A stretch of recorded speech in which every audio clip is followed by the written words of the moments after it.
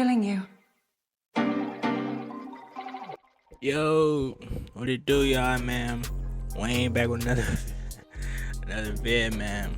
Today I'm gonna talk about Michael Jordan, and does he actually have a case of being the GOAT for real? Like, has LeBron really passed Brody, or is he still, on that top of that Mount Rushmore, or has other guys like Kobe passed Michael Jordan?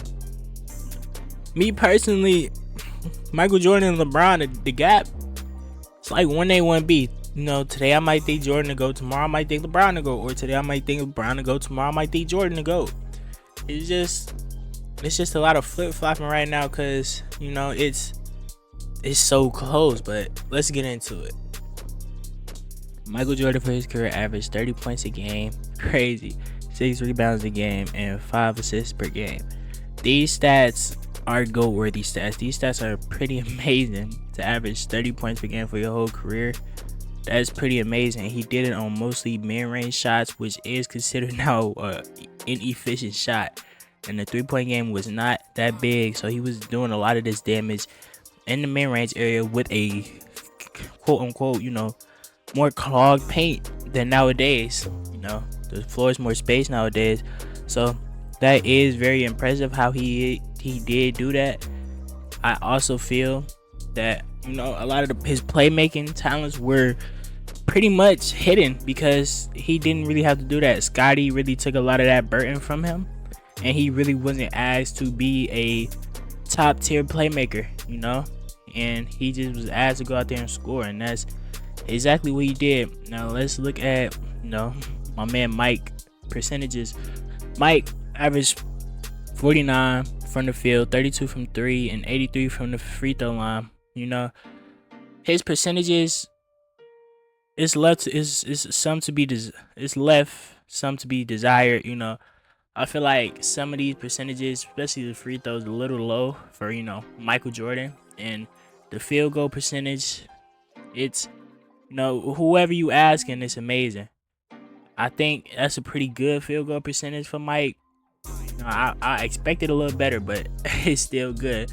To go on his accomplishments, though, he's a Hall of Famer, 14-time All-Star, 11-time All-NBA, 6-time champ, 5-time MVP, and a 1-time Defensive Player of the Year. Michael Jordan has a laundry list of accomplishments. I couldn't put all of them right here. With all that being said, with all the data we just looked at, Michael Jordan has a case to be a top 3 player at the worst. That's the worst case for Michael Jordan. He played amazingly, and he showed it, with his accolades, his stats, his percentages, they were all amazing. I feel like some of the pitfalls of Mike, though, was defensively, sometimes he would get a break because of Scottie. I don't think that's a really knock on Mike, but I feel like LeBron does not get to take those same breaks as Michael Jordan did when it comes to players. But that's just me, though. Some other things that I've noticed is Michael Jordan, I did say he was an underrated passer.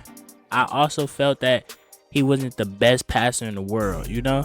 Sometimes Michael Jordan didn't make the right read because he was just so focused on trying to score, that sometimes he would just not make that read. And I feel like over time, as he got older, it got better. But sometimes I feel like Michael Jordan didn't make the right reads in certain instances. But I feel like that there's another thing, that keeps Jordan GOAT status alive, really. And the other thing is really the media.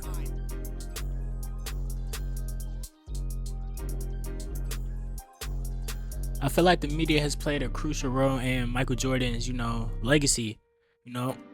Jordan was not around during the social media age. Michael Jordan did not have his, mess ups broadcasted live on TV for everyone to see. Every time Jordan did something wrong, it wasn't plastered on Twitter or on Instagram or on any social media app. Yes, we know about Jordan gambling problem, but that because it was a very, very, very big problem he had. So it was like kind of unavoidable, really. And he just gambled way too much. Like bring it back to players like of yesterday, talking about professionalism. Those guys wasn't professional. Those guys were still those young 20-year-olds like we have today. The difference is that they're just, they don't have to go through the scrutiny of social media. You know, they can live their lives as rich millionaires without being scrutinized for it, not like the guys of today can. And I think that's helped Jordan tremendously, because every LeBron quote, every Kobe quote to an extent has been taken out of context and used to further their agenda for Michael Jordan. When LeBron say he's the best player in the league, it's put under a microscope. It's, oh, you know, this and that. Oh, is Curry better? Is KD better? Is this and that better? It's put under a microscope. Every little quote. First Take, Stephen A. Smith, Undisputed, you know, all of those places. Skip Bayless with both of those platforms. They take whatever LeBron say and they make it a topic for the day. No, not just a quick little, oh, look what LeBron said. No, it's a topic. It's a segment. Whatever LeBron says will get traction. And I feel like that's hurt LeBron legacy a lot. And I feel like that's, you know, kind of like crystal-sized Mike's. Because Mike don't have these crazy quotes. Mike doesn't have these crazy things that he has to watch out for. You know, Michael Jordan was a very avid trash talker. If Michael Jordan played in today's era, Michael Jordan would trash talk to fans on social media. Let's be honest. Michael Jordan would talk crazy to them. But he just grew up in the right time, came up in the right time. And then it's like Michael Jordan failures are used as an opportunity for Mike to get better, when LeBron failures are used as an opportunity to bring down LeBron. Like when Michael Jordan lost to the Pistons, or when he lost to the Celtics, it was oh, you know, Mike just wasn't there, or he didn't have the people there, you know, he just needed some time to grow up and get better, you know, this and that. But I remember in those years, in those 2000 years, when LeBron lost to the Spurs, it wasn't no Bron need this, Bron need that. It's Bron wasn't ready. It was Bron wasn't ready. It was on Bron. And that's crazy to me. Those Cavs teams, now, you know, revisionist history, we look at them like, okay, those wasn't the best of teams.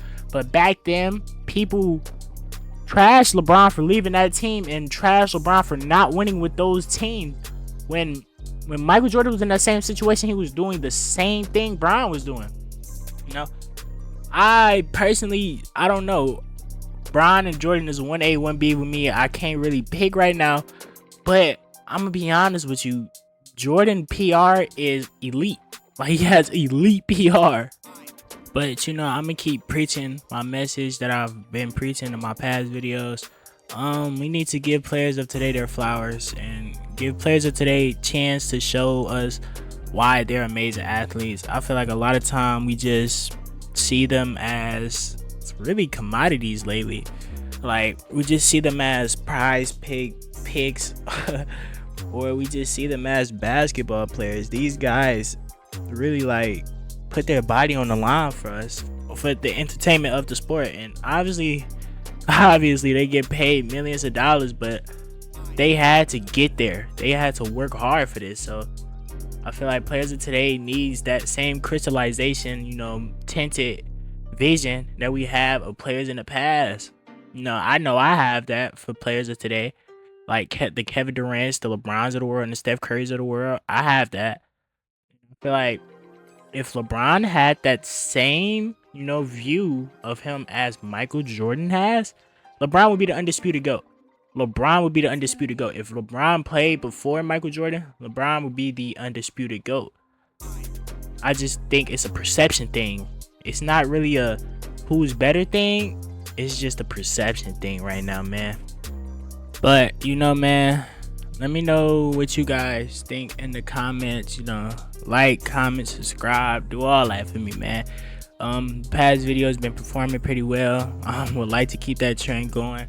You know, we trying to go up in 2025, going into 2026, man. Let's get it, man. You know, we ain't out, man.